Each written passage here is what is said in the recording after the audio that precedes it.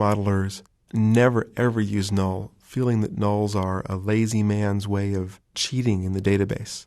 And these are very emotional feelings people have about null. First off, though, let's talk about what is optional data. If you think of the name suffix type of column, where you would normally put a junior or a senior or, John Smith III, that's a column that will be easily understood as an optional data column.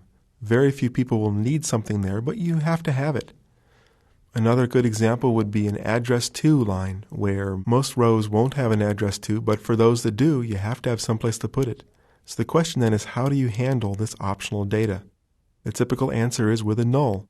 Null specifically means unknown, but to give it the definition of unknown just begs the question of why is it unknown? It could be several different reasons. That it does not apply to this particular row, that it doesn't apply now but it will later, for example like a ship date. You may not know the ship date before it's actually shipped. It applies now but it's not yet captured. For example, a new employee who is hired who should have a Social Security number but has not yet been entered. Another time when people use null is when it's correct that there is nothing there, for example in the name suffix. It does not apply now, it never will. Some people incorrectly use null when they really mean zero. Another problem of just dealing with null, besides the fact that the meaning is vague, is that it takes special work to code around null. For example, the is null when you're testing for it in a where clause, the is null function when you're retrieving a null and you want to replace the null with something else, the coalesce, which is another way of handling nulls in a function, and a null if, which will take a specific value and replace that with a null. The reason why we have to have all these different workarounds to deal with a null is because null means unknown. So if you take a formula like 2 plus null, well, there is no answer to that. The answer is going to be null, because if you add an unknown, you don't know what the answer is going to be. If you do a comparison and you say, find where this is equal to null, well, it's unknown. You really can't find that. You can't even say one null is equal to another null. For example, if you have one box and one bag and you don't know what's in either one of them, you can't possibly say that they're equal. So null creates a lot of problems, and there's good reasons why people who avoid nulls avoid them. But if we can agree that there is a problem of optional data and it has to be handled, there are only 3 possible solutions. The first one being a nullable column, meaning that you actually allow a null to be written into the column, and when you retrieve that, you're going to see the nulls. The second option is a surrogate null, where rather than actually setting a null flag inside the database, you decide upon some surrogate, either NA or an empty space or an empty column, a 0. In the news recently, there was a story about a 2-year-old baby who was selected for jury duty. And the explanation on why she was selected is because when the birth date was unknown, they would put in July 4th, 1776.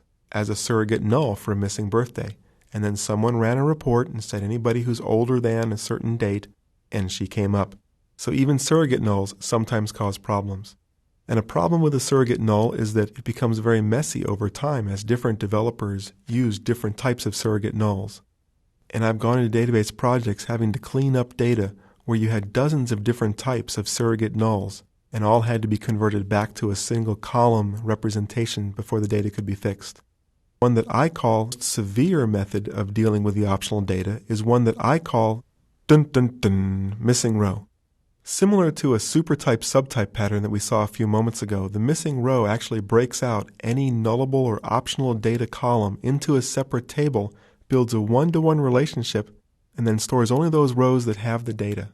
If you think about this for a moment and think about how you would query this kind of situation, it can cause a lot of problems. Let's take a table that would have, say, 8 optional data columns. Instead of having one table, you now have 9 tables. And every developer writing queries has to know the schema well enough to be able to write queries with 8 outer joins. And if they don't get those outer joins correctly, you're going to be missing data. So while the missing row pattern does avoid nulls and does avoid surrogate nulls, it introduces huge problems as far as performance and actual data integrity, meaning you get the correct answer to the query that you intended. To summarize managing optional data, there's the missing row, which gives you questionable data integrity, horrible performance, very difficult to understand.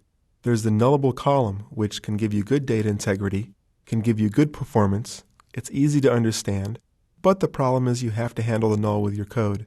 Then the surrogate null, which can also give you good integrity, good performance, and because it's often inconsistent, will give you poor clarity.